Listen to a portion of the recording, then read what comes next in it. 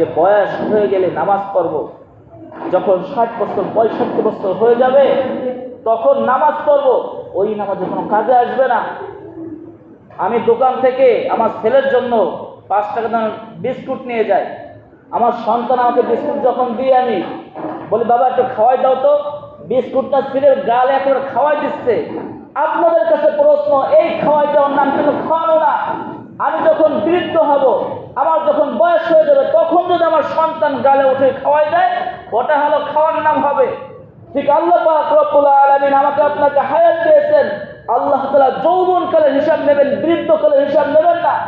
আপনাকে যখন যৌবন দেওয়া হয়েছে আপনি তখন ইবাদত করতেছেন না, যখন আপনার দ্বারা দুনিয়ার কোনো কাজ হইতেছে না তখন আপনি মসজিদ মুখী হইতেছেন। আল্লাহ তাআলা বলেন, তোমার বৃদ্ধ বয়সে আমি হিসাব নেব না, আমি যৌবনকালের হিসাব নেব।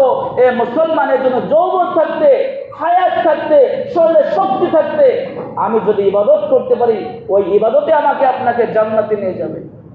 এর জন্য তো কবি বলেন, চেহেল সালে উমরে আজিজাত গুজাস মিজাজে তুয়া কালে তিসরে নাগাস।